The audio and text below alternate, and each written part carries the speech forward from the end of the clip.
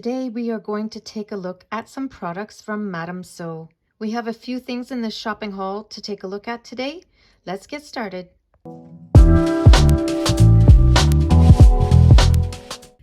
Welcome back, YouTube friends. Glad you could tune in for a few minutes. Today I'm sharing with you a Madame Sew haul that I have.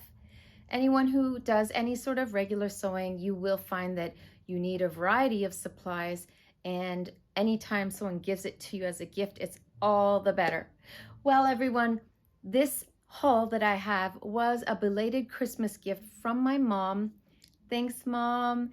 And a couple of the pieces that I'm going to share with you today, she actually gave me back in the summer in July. However, except for two items, everything here that I'm going to share with you is a Madame Sew haul. So therefore, if you're a sewist building your collection, Madame Sew does put things on sale, and you can get some good prices and get quite a few supplies to help you build your arsenal of tools that you need to be a sewist. So without further ado, let's get started. The first thing I want to share with you, not necessarily branded, but was from the same order and the same website, is this here. These are pinking shears. So I'll just show you when we take them out of the package. It comes with a clear plastic sleeve. It just protects it and holds it together. And you can see that this is a pair of scissors. But when we open it, and I'll just show you, I'll turn it so you can see. You see that zigzaggy blade there, that serrated edge blade. What you use pinking shears for primarily is to trim fabrics that would fray very, very quickly during the sewing process. So if you're sewing like a chiffon or georgette blouse, for example, have you ever worked with those fabrics, be they cotton or something else? Once you cut it out, it feels like you just touch it and it's fraying everywhere, and it can get pretty overwhelming. I've had times over the years that I've pushed them through the serger machine and then realized as I'm assembling the garment that maybe some of those seams would have been better without serging. This is where something like this is fantastic. For example, the dress that I have back here, the gray dress, the seams inside are not serged because you would see that on the outside when you press the garment.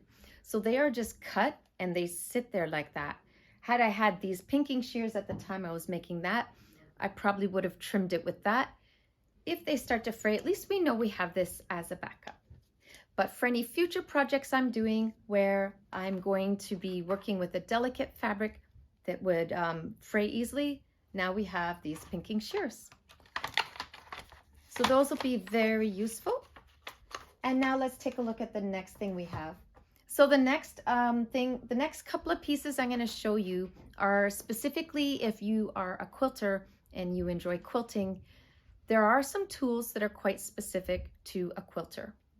Probably among them would be cutting mats, rotary cutters, and all those clear rulers are used by so many sewists, but when you do quilting, I would describe those as almost essential.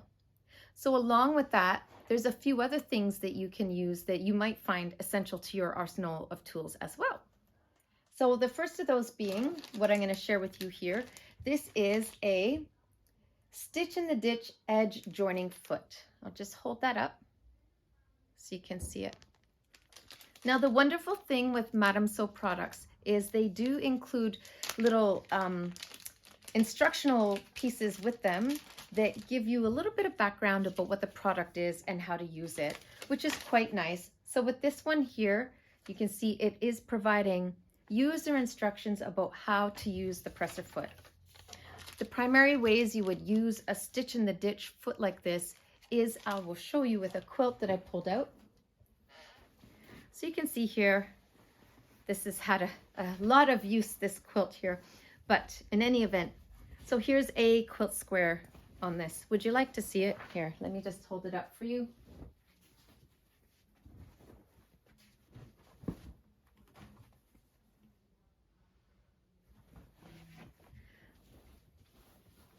Right, guys, so you can see it's just a 4x4 or something like that quilt. It's like a lap quilt. It's quite nice. It's lightweight but nice to use. So anyways, when you're using a presser foot like this, Stitch in the ditch refers to, let's say you wanted to add a quilting edge around this quilt square here like this. If you're settling those stitches right in here where the white fabric meets the printed fabric where your seam line is, quilting around the shape of something right on the seam lines, that's what we call stitch in the ditch. And so when you have a little presser foot like this that has a few extra little parts on it there, it helps secure and direct your sewing when you have all those layers under the machine together. So anyways, this is going to be a really fantastic tool to have.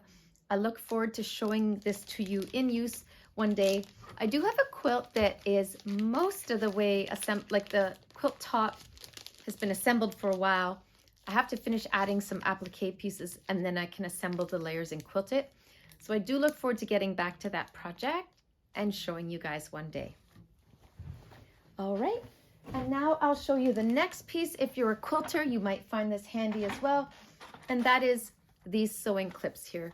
So again, you can see it is by Madam Sew. They're just simple sewing clips. This one, I think they're anticipating you might need to store in the box if you don't have a plastic container, because look how nice this opens. It's just like a little gift box. Isn't that lovely? So that's quite handy. You could actually store these clips right in this box. The branded packaging makes it easy for you to remember and locate in your drawer or your shelf. So I just might keep these in the box. So I'll just show you what they are. These are clips. If you can see them, I'll pull one out to show you here. So you can see it's just a basic spring-loaded clip. Squeeze, and you can see the clip will open and close, and it's flat on the one side and then curved on the other. So here, maybe I'll put that on a better surface for you to see. Right, so you can see it will sit flat. Now with that design, what that means is that when you're clipping together the edges of a quilt because you're assembling the edge, maybe you're getting ready to put the binding on, or you're just trying to secure the layers together, these clips are fantastic, whether it's a small project or a large project. In addition to that, you can use these clips to sort pre-cut quilt squares in pieces that you have for assembly. So let's say you cut out 8 of this, 10 of that, 5 of that. You can clip them together to keep your project pieces organized until you're ready to assemble the squares as well. So in any event, this is very lovely. They always send a little direction thing once again. So this one is showing you the anatomy of a sewing clip, and then the directions also, sorry guys, then the directions also go over the benefits of using sewing clips and how to use sewing clips. So there it is, guys. These will be wonderful and fantastic to use. I look forward to showing you those in use as well. Let's see here. So none of the other pieces here, well, there is one more thing quilting related here, and that is these pins. So I do have these pins here. I'll discuss that with you in a moment, but I got a new box of pins here, and you might think these look a little bit interesting. Let me just show you one. I'll just hold it up. So to show you a gauge here, sorry about that. So to just give you a gauge of the size of the pin, here's a ruler, and you can see when I hold up the pin, from top to bottom, it's 2 inches. Now the wonderful thing about these pins, you can see they're flat-headed, right? As opposed to your typical glass bead pin is round on the top, these are flat. And so if you saw this first glance, you might think, oh, it's just a novel thing, right? Another way for a company to make money. But actually, flat-headed pins do have a very good purpose. So once again, when you're working with quilt, the thick layers of the fabric, the batting, and then the layer top, it can get challenging when you're pinning and securing layers together.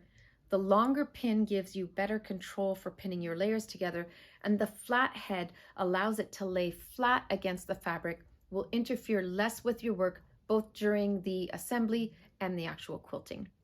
Now, I mean, most times when we're actually quilting, you've got that secured with safety pins or something by then, but in any event, the point is, guys, a nice, long, flat-headed pin is just ideal for quilters work.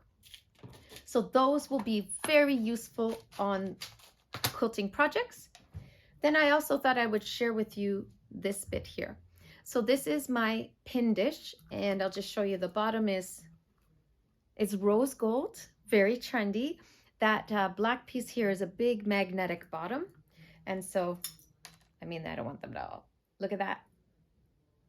Obviously, my thimble is not the right kind of metal to cling to that.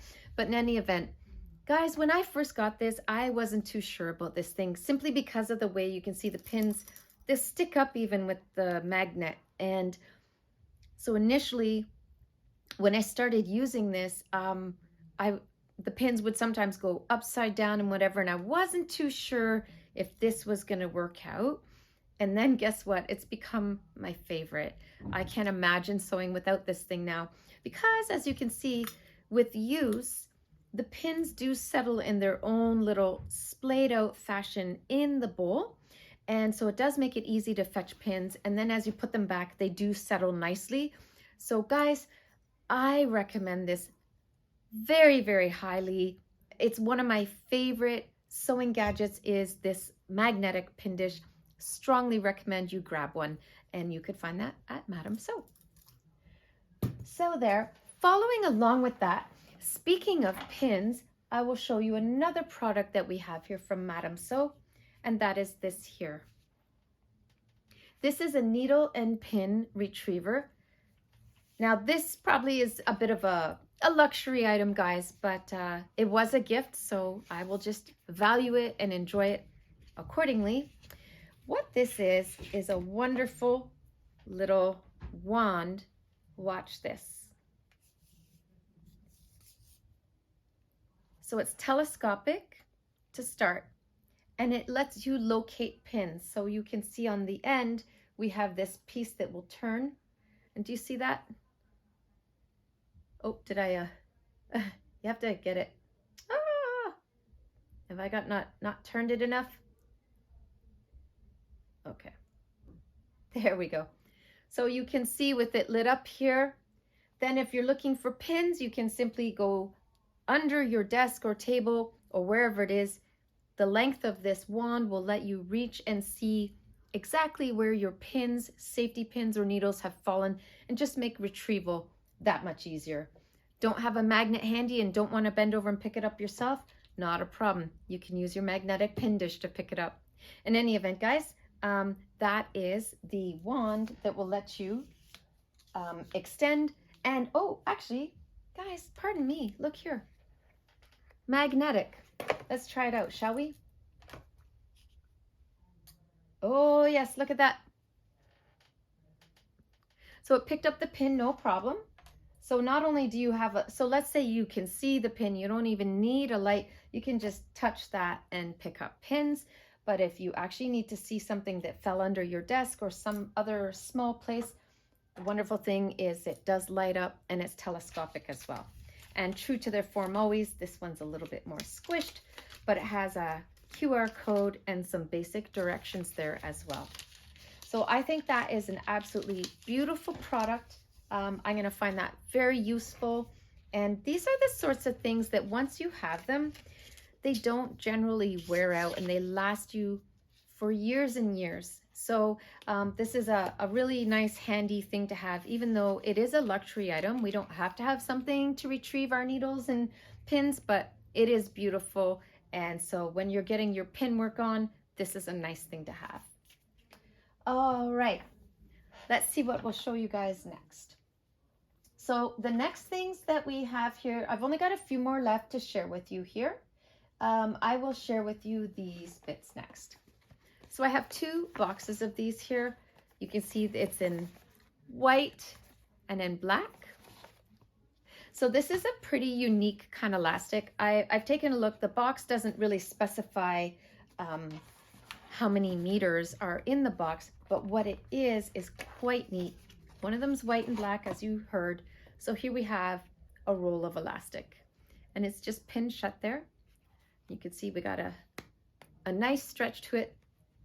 What's so fantastic about this is this elastic says that you can cut it in half or even down as narrow as 1/4 of an inch, and it won't fray and unravel and fall apart.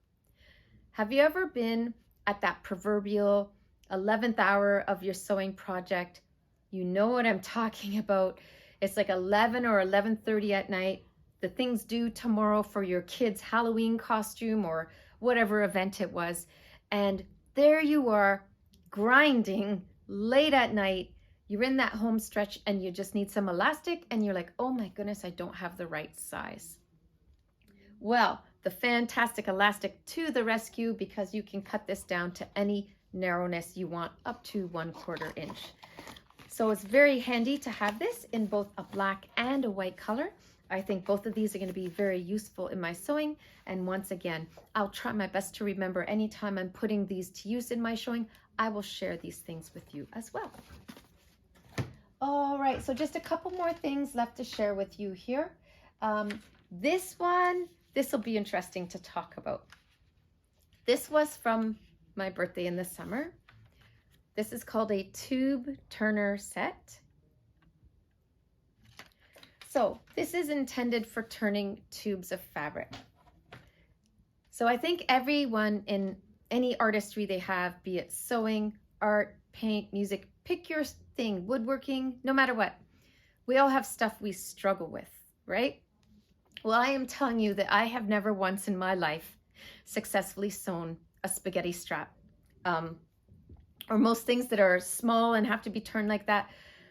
Those are among the things that are my undoing as a sewist. So I have to admit, I haven't tried this out yet because I just have this phobia of making a spaghetti strap, because anything I've ever tried, it just starts shredding. I have one of those tools that's like a long metal thing and it looks like a little latch rug hook at the end. They're quite fine. Even with that, guys, I couldn't get it over.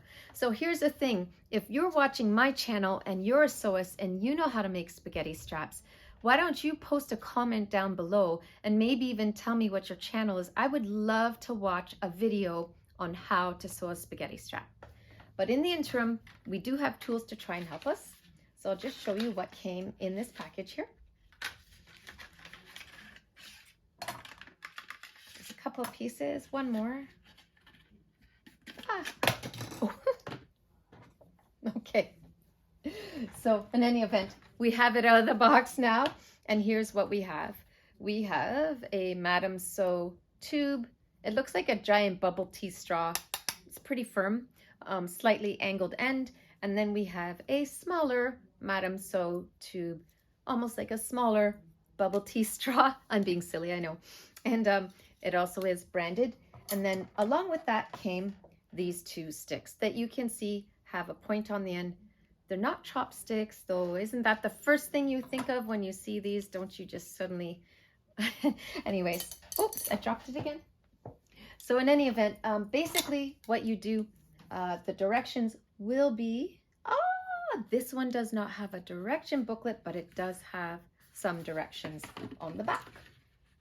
So we have the two tubes and the two sticks. Basically, once you sew your tube, you're going to insert the fabric to the end over it. And I'm pretty sure we can check the directions, but then you would start pushing so that you can turn the fabric onto it and turn it right side out. So these hopefully are going to give me a win. We'll have to do a video and a tutorial one day on how to use the tube turner set, because boy, oh boy, tiny straps and tubes like that just put me off right away. They just get me in an awful mood because I don't have fun doing them, because they're always challenging for me. And so I like to space that out. But in any event, I look forward to exploring that with you guys. And then finally, we got two pieces left I'm going to share with you. The next part, I have used these. They are quite handy. Non-stick pressing sheets. Now my clothing iron has, it has like an iron shoe on it. So think of it like it looks like a white plate, almost like no stick. It's a little smoother looking than a no stick. It almost looks painted actually, but it is called an ironing shoe. It's for my professional grade iron, steam iron that I have. And the ironing shoe helps things not stick to fabric. And you know, if you're, sorry, I haven't ironed my shirt, but you know, if you're pressing and if you press too hard and it's like a synthetic fabric or sometimes even wools and stuff, you get that shine. Well, when you have an ironing shoe, you won't get that shine on fabrics. It just creates enough airspace and distribution of the steam and the heat that generally is reduced or does not happen. So here's what we have with these. If you don't own an iron like I do, or even if you do and you want the added protection that these bring, all that this is 2 sheets of this, I don't even know what that nylon, I'm not sure exactly what this is made of. You know what it reminds me of? Those sheets that you can get for a dehydrator like you use in the kitchen, like an Excalibur, you know what I mean? This very much reminds me of that texture. But basically, this came with 2 pressing sheets so that you can put it down on whatever you're pressing, run your iron over, and once again, it will protect from scorch marks, shine marks, evenly distribute heat, all that stuff. So if you don't have pressing sheets like this, and especially if you don't have a shoe on your iron that already helps reduce that, I would highly recommend this product. I have used them and they work quite well. And then finally, we do have one more thing here that I thought I would share with you. And this one may be a little bit surprising. It's a measuring gauge. Now, are you rolling your eyes yet? Because how many of us have like 5 or 10 of these that, you know, every time you buy a new measuring tape or something at the fabric store, they throw one of these things in and you, what am I going to use that thing for, right? Because usually they come with no directions. No one knows what these things are for or how the heck you're supposed to use them. And most of us have found a way around with other supplies, such as clear rulers like this. However, this gauge comes with the Madame Sew direction book. And it does have a QR code there that you can go explore online. But this gauge, it does explain, there's a user manual here that's explaining what to do, how to use the sliding measuring gauge, gauge. I never know how to say that word, do you? Gauge. Anyways, so this is showing you here that you can use this gauge to mark out seam allowances. So let's say you are trying to sew something and you need to mark out a 5/8 of an inch seam allowance along the edge of a fabric. You could do that with a ruler like this. That's what I've typically done, is I put the ruler and use my chalk.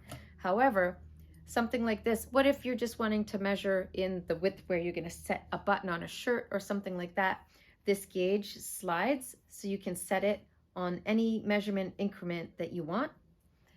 Another really handy use for this, how many of you still have your grade school protractor that you could do mathematical things with?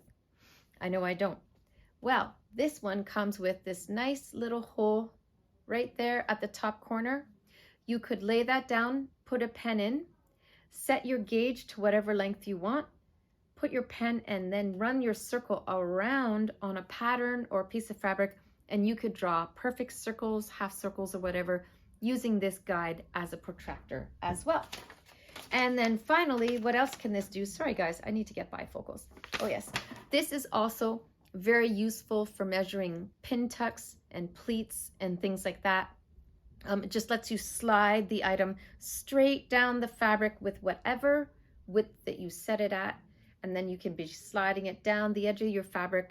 And I think you guys will find a sewing gauge like this can be pretty useful as well.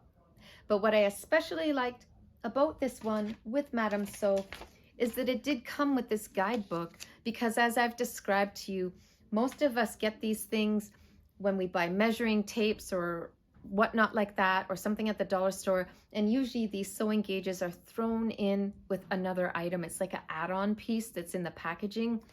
They never come with directions. Most of us don't know how to use them.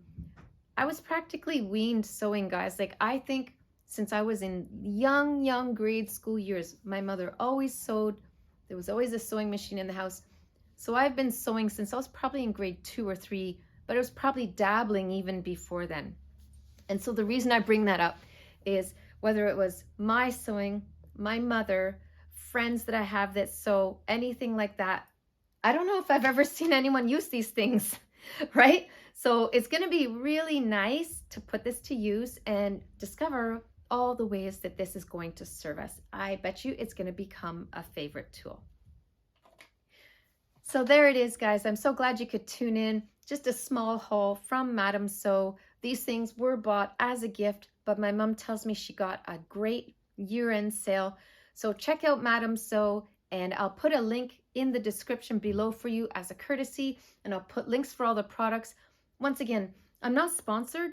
I'm just sharing with you things that I have or that I might find useful, and anything you like in the video you see, I'm just putting in the description so that you could access it too. So thanks again for watching, guys, and we'll see you next time at the Victorian Thimble with your needle and thread. Bye.